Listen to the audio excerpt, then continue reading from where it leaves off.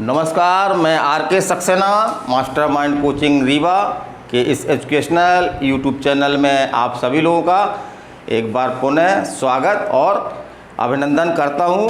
आज की मेरी ये हिस्ट्री की क्लास है और मेरा टॉपिक है कंपनी के अधीन गवर्नर एवं गवर्नर जनरल। तो ये पार्ट सेकंड है। ये मैंने टॉपिक कल शुरू किया गया था, तो ये आपका पार्ट 2 है। तो इसके पहले हमने पार्ट फर्स्ट में आपको अंतिम क्या बताया था, किसके बारे में? लॉर्ड बेलेजली। तो लॉर्ड बेलेजली एक महत्वपूर्ण गवर्नर जनरल था जिसने कई महत्वपूर्ण काम किए, जिसको बंगाल का शेर भी कहा जाता है। तो चलिए उसके बाद हम देखते हैं कि कौन से महत्वपूर्ण गवर्नर जनरल हुए। तो उसके बाद हमारा आता है आपका लॉर्ड कॉर्नवालिस। तो जैसा हमने बताया था आपको पहले कि लॉर्ड कॉर्नवालिस जो है वो 2 कार्यकाल के लिए गवर्नर जनरल बना था, है ना। तो एक तो पहले बन चुका था, दूसरा फिर बनकर आया। तो इस बार जो है वो दूसरी बार गवर्नर जनरल बना ये, लेकिन जल्दी ही इसकी जो है वो क्या हो गई, मृत्यु हो गई। तो इसको एक फैक्ट बनता है कि पद पर रहते हुए मृत्यु प्राप्त करने वाला गवर्नर जनरल कौन था आपका? Lord Cornwallis. फिर उसके बाद देखते हैं, तो उसके बाद अगला कौन सा है आपका? Lord Hastings. तो इसके बारे में केवल एक महत्वपूर्ण फैक्ट है जो एग्जाम में आपके आता है। वो क्या है कि इसने जो है वो पिंडारियों का जो है वो एक जनजाति थी ये, जो काफ़ी उत्पाद करती थी। तो उसका जो है इसने क्या किया, उसको समाप्त किया। तो इस प्रकार से पिंडारियों का इसने क्या किया, दमन किया। फिर उसके बाद अगला कौन है आपका? यहाँ पे हम एक चीज़ बता दें आपको कि हम यहाँ पे क्रम से नहीं बता रहे हैं। कई गवर्नर जनरल जो इम्पोर्टेंट नहीं है या कार्यकारी रूप में रहे हैं उनका हमने उल्लेख नहीं किया है। हम केवल उन्हीं का उल्लेख कर रहे हैं जिनसे एग्जाम में क्वेश्चन आपके बनते हैं। तो अगला कौन है आपका? लॉर्ड एम्सहर्स्ट। तो इसका एक काम महत्वपूर्ण है। इसी के समय जो है वो 1824 में क्या हुआ था, बैरकपुर का जो है वो सैनिक विद्रोह हुआ था। तो ये पूछा गया है कि बैरकपुर का सैनिक विद्रोह जो है वो किस गवर्नर जनरल के समय हुआ? तो किसके समय हुआ? लॉर्ड एम्सहर्स्ट। फिर इसके बाद क्या हुआ कि 1833 का चार्टर अधिनियम लाया गया और उसके अधीन क्या परिवर्तन किया गया? जो कंपनी के अधीन बंगाल के गवर्नर जनरल होते थे उनको क्या बोला जाने लगा? उनको भारत का गवर्नर जनरल बोले जाने लगा। तो अब जो है वो क्या होंगे? भारत के गवर्नर जनरल। तो हमने लिख रखा है ये भारत के गवर्नर जनरल। और तो देखें हम कि पहला कौन है आपका भारत गवर्नर जनरल? तो पहला कौन है आपका? William Bentinck. तो ये एक महत्वपूर्ण गवर्नर जनरल है आपका। और इससे आपके क्या क्या फैक्ट हैं? तो एक फैक्ट तो आपका ये बनता है कि भारत का पहला गवर्नर जनरल है। कौन है भारत का पहला गवर्नर जनरल? कौन है आपका? William Bentinck. तो उसको याद रखिएगा, भारत का प्रथम गवर्नर जनरल। फिर अगला फैक्ट क्या है? तो इसने जो है वो क्या किया था, इसने 1829 में क्या किया, सती प्रथा का जो है वो अंत किया। तो इसको याद रखिएगा कि लॉर्ड बेंटिक ने जो है वो सती प्रथा का अंत किसने किया? लॉर्ड बेंटिक ने। कब किया? 1829 में। और इसके लिए आंदोलन किसने चलाया था?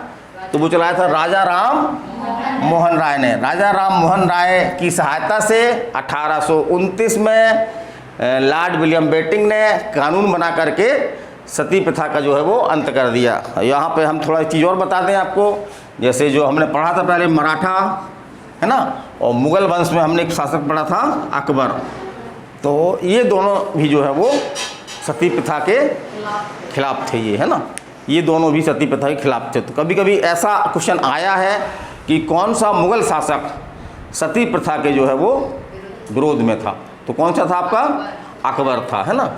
और इसने एक काम और अच्छा काम किया। पहले क्या होता था कि जो कंपनी के अधीन बड़े पद थे, है ना, जिन पर प्रशासनिक जिम्मेदारी होती थी, तो उनको जो है वो क्या करते थे, उनको जो है वो भारतीयों की नियुक्ति उन पदों में नहीं की जाती थी। तो इसने पहली बार क्या किया कि उन पदों पर जो है भारतीयों की नियुक्ति की। और एक फैक्ट आपका ये इम्पोर्टेंट है कि इसने एक काम और किया था। क्या किया था? शिशु बालिका का वध। है ना। पहले क्या होता था, शिशु बालिका को जो लोग क्या करते थे, मार देते थे, तो उसने उस पर जो है वो रोक लगाई। एक प्रकार से प्रथा चल निकली थी कि शिशु बालिका को जो है वो मार देते थे। बल्कि स्वतंत्रता के बाद भी इस तरह की घटनाएं जो हैं वो आपके खास तौर से हरियाणा और पंजाब में होती रही हैं ना। और अभी भी छोटी मोटी मात्रा में ये घटनाएं जो है वो देखने को मिल जाती हैं कि जहाँ पे अगर बालिका होती है तो उसको जो है वो जन्म लेते ही उसको जो है वो मारने का प्रयास किया जाता है। और आगे हम चलते हैं तो इसने एक काम और महत्वपूर्ण किया। इसने क्या किया, ठगी प्रथा का अंत किया। क्या किया, ठगी प्रथा का अंत किया। कब किया, 1830 में, माने जस्ट सती प्रथा के अंत के बाद। इस तरह याद हो जाएगा, है ना। सती प्रथा हमको याद है ना, क्या है, 1829। ठगी प्रथा 1830, जस्ट एक साल बाद। तो 1830 में इसने क्या किया, ठगी प्रथा का अंत किया। किसकी सहायता से, सलीमन की सहायता से। तो सलीमन उस समय एक अधिकारी था जिसकी सहायता से जो है इसने क्या किया, बेंटिक ने ठगी प्रथा को जो है वो अंत किया। फिर आगे चलते हैं हम कि इसने एक काम और महत्वपूर्ण किया जिसकी काफ़ी आलोचना भी की जाती है। तो इसने क्या किया, 7 मार्च 1835 को, 7 मार्च 1835 को जो है वो लॉर्ड मेकाले की सिफारिश पर जो है वो क्या किया, अंग्रेजी को शिक्षा का माध्यम बना दिया। तो शिक्षा का मीडियम क्या हो गया, अब अंग्रेजी हो गया। तो एक प्रकार से ये महत्वपूर्ण काम था, क्योंकि अंग्रेजी शिक्षा का माध्यम बनने से लोगों में अंग्रेजी के प्रति जो है वो रुचि आई। और निसंदेह रूप से अंग्रेजी एक उस समय की अंतर्राष्ट्रीय भाषा थी, बल्कि अभी भी है ये। तो इससे क्या हुआ कि दुनिया को देखने का और समझने का भारतीयों को मौका मिला। लेकिन इसकी आलोचना भी की जाती है। आलोचना क्या होती है कि इसने मीडियम इसलिए बनाया था इंग्लिश, ताकि इसको जो है पढ़े लिखे भारतीय क्लर्क मिल सकें। क्यों बनाया था, पढ़े लिखे भारतीय क्लर्क मिल सकें, ताकि इसको क्लर्क वहाँ से नहीं लाना पड़े। कहाँ से, लंदन से लाता था ना, वहाँ से ना लाना पड़े, यहीं पे पढ़े लिखे कम वेतन पे जो है इसको अच्छे क्लर्क मिल जाएं। चलिए हम इस बातों पे नहीं पढ़ते हैं। अगला जो है वो एक पूछ सकता है कि किस गवर्नर जनरल को सामाजिक सुधारों के लिए भी जाना जाता है। तो किसको जाना जाता है, विलियम बेंटिक को। तो कई सामाजिक सुधार थे इसके। सती प्रथा का अंत किया था इसने, है ना। और क्या किया था, सती शिशु बालिका की हत्या पर वो रोक लगाई थी इसने।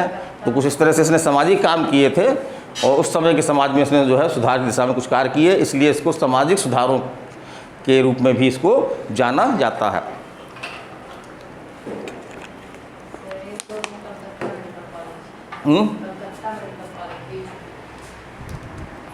छूट गया कोई ये, हाँ एक फैक्ट ये है, 1835 में जो है इसने क्या किया, कलकत्ता मेडिकल कॉलेज की स्थापना की। तो ये फैक्ट भी एग्जाम में आया है आपके। यद्यपि ये कठिन फैक्ट है, कई कम आता है एग्जामों में, लेकिन ये एग्जामों में आ जाता है, तो इसको भी याद रखिएगा आप। 1835 में कलकत्ता मेडिकल कॉलेज की स्थापना जो है वो विलियम बेंटिक ने की। फिर हम आगे चलते हैं। तो अगला शासक कौन है आपका, अगला गवर्नर कौन है आपका, मैटकॉफ, है ना। तो इसका कार्यकाल बहुत कम रहा, कितना रहा, 1 वर्ष मात्र रहा ये। लेकिन 1 वर्ष में जो है इसने क्या किया, जो भारतीय प्रेस माने जो भारतीय अखबार थे उन पर कई तरह के प्रतिबंध लगे हुए थे। तो उसने क्या किया, उन कई प्रतिबंधों को हटाया, कई प्रतिबंधों को जो है उसने कम किया। तो इस प्रकार से इसको एक उपाधि दी गई, एक नाम दिया गया, वो क्या कहा गया, भारतीय प्रेस का मुक्तिदाता। तो ये क्वेश्चन आता है कि भारतीय प्रेस का मुक्तिदाता जो है वो किसे कहा जाता है। तो कैसे याद रखिएगा, मुक्तिदाता, माँ से मुक्तिदाता, माँ से मैटकॉफ, माँ से मुक्तिदाता, माँ से मैटकॉफ। फिर अगला चलते हैं हम। तो अगला है आपका लॉर्ड ऑकलैंड। तो इसका नाम सिर्फ एक जगह आता है, एग्जाम की दृष्टि से केवल एक फैक्ट महत्वपूर्ण है। वो क्या है कि इसने जो है वो कलकत्ता से दिल्ली तक 1839 में जो है वो जो ग्रैंड ट्रंक रोड है उसकी क्या करवाई, मरम्मत करवाई। तो इसने जो है वो 1839 में कलकत्ता से दिल्ली तक जो ग्रैंड ट्रंक रोड है उसकी मरम्मत करवाई। ग्रैंड ट्रंक रोड किसने बनवाई थी, शेरशाह सूरी, वेरी गुड, है ना, शेरशाह सूरी ने। फिर अगला आपका देखते हैं लॉर्ड एटनबरो। तो इसका भी एक महत्वपूर्ण फैक्ट है, वो क्या है इसने क्या किया? इसने दास प्रथा का जो है वो अंत किया। इसने दास प्रथा का जो है वो अंत किया। फिर अगला कौन है आपका? Lord Hardinge. तो इसने भी एक महत्वपूर्ण काम किया। वो काम क्या किया? उस समय जो है वो धार्मिक प्रयोजन से इंसानों की जो है, मानव की जो है वो बलि की एक परंपरा चल निकली थी। तो इसने क्या किया? मानव बलि पर जो है वो उसको समाप्त किया, उस पर रोक लगाई। तो नर बलि प्रथा पर जो है इसने क्या किया? रोक लगाई। और आपका अंतिम जो आपका गवर्नर जनरल है लॉर्ड डलहौजी, है ना, अंतिम नहीं कहेंगे इसको अभी हम, लॉर्ड डलहौजी, क्योंकि अभी और हो सकते हैं, देखेंगे अभी चल के आगे। तो अगला कौन है आपका? लॉर्ड डलहौजी। तो ये अभी तक का जो भी आपके गवर्नर जनरल वायसराय हुए उसमें सबसे विवादित पर्सन जो है वो किसको माना गया है? लॉर्ड डलहौजी को माना गया है। और इसकी कुछ इम्पोर्टेंट फैक्ट हैं, जैसे कि लॉर्ड डलहौजी ने क्या लागू किया? हड़प नीति लागू की। तो हम बता दें यहाँ पे हड़प नीति क्या थी। तो जिस समय डलहौजी गवर्नर जनरल था तो उस समय क्या था कि बहुत सारी रियासतें थीं। तो इसने ये नियम बना रखा था कि जो भी देसी रियासतें जिनका कोई उत्तराधिकारी नहीं होगा, जिनका कोई उत्तराधिकारी नहीं होगा, तो उन देसी रियासतों को अंग्रेजी शासन में मिला लिया जाएगा। उनको किसी को दत्तक पुत्र लेने की अनुमति नहीं थी। यह अनुमति के लिए वो आवेदन करते थे तो उनको आवेदन को क्या किया जाता था? खारिज कर दिया जाता था। तो इस प्रकार से इसने कई देसी रियासतों को अपनी हड़प नीति का प्रयोग करके अंग्रेजी राज्य में मिला लिया। तो वही हम बताते हैं कौन कौन से हैं। जैसे कि पहला कौन सा, ये पूछा गया है एग्जाम में क्वेश्चन, कि पहली कौन सी ऐसी देसी रियासत है जिसको हड़प नीति के तहत अंग्रेजी राज्य में मिलाया गया? तो सबसे पहले किसको सताया? भाई सताते ना थे ये, अच्छे खासे उनके राजवंश को, उनकी रियासतों को अपने में मिला लेते थे। तो सबसे पहले किसको सताया? सतारा को। तो इस तरह याद रखिएगा, है ना, कि हड़प नीति के पहले सबसे पहले किसको सताया इन्होंने? तो सा से सताया, सा से सतारा, है ना। तो पहला हड़पी गई रियासत कौन थी? सतारा थी, ये पहली थी। इसको 1848 में, है ना, भारतीय अंग्रेजी शासन में इसको मिला लिया गया। उसके बाद अन्य रियासतें कौन कौन सी हैं?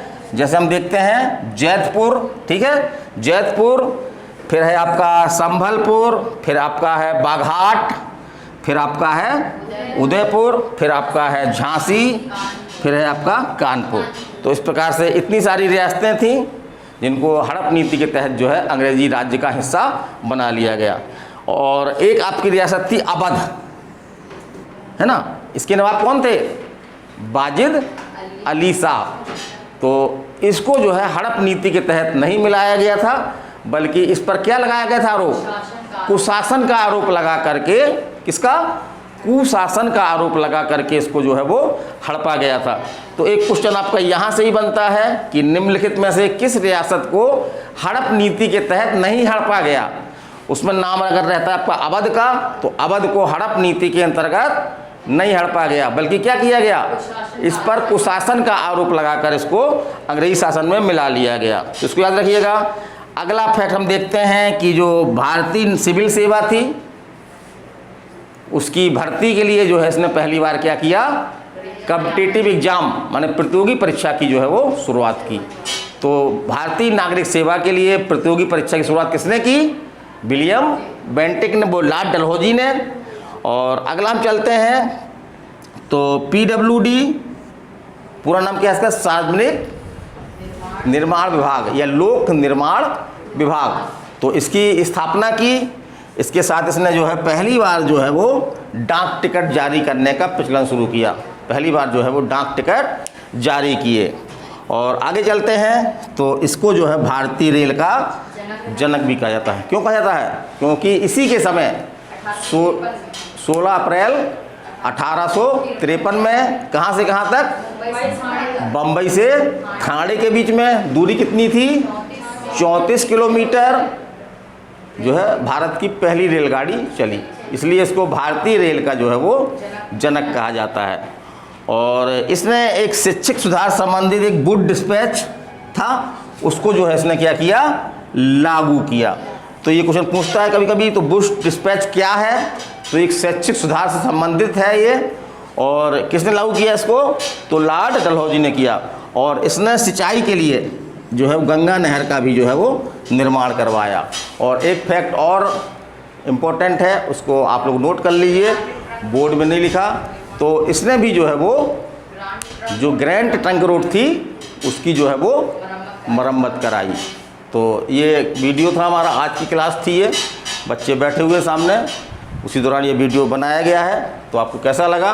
अभी ये टॉपिक ख़त्म नहीं हुआ है, इस टॉपिक के अभी और पार्ट चलेंगे। तो कम से कम ये मान के चलिए कि 2-3 पार्ट इसके और होंगे, क्योंकि हमने क्या बता रहे हैं कि भारत में जो गवर्नर, फिर गवर्नर जनरल, फिर इनका नाम बदल के वायसराय कर दिया गया, फिर गवर्नर जनरल कर दिया गया।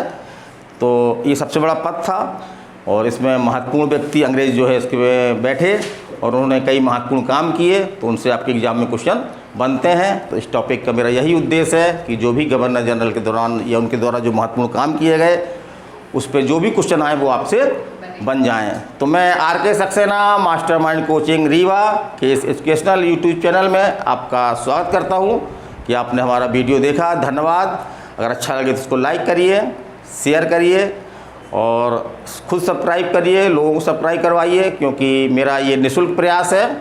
और प्रतियोगी जो अभी वर्तमान में बाहर नहीं आ पा रहे हैं क्योंकि वैकेंसियाँ नहीं आ रही हैं, तो बहुत सारे अपने घर बैठे तैयारी कर सकें, तो मेरे इस वीडियो का वही उद्देश्य है। बाकी जो हमारे पास आ गए हैं तो सामने बैठे हुए हैं, तो इसका आप अधिक से अधिक लाभ उठाएं और मुझे अनुमति दें। नमस्कार, धन्यवाद।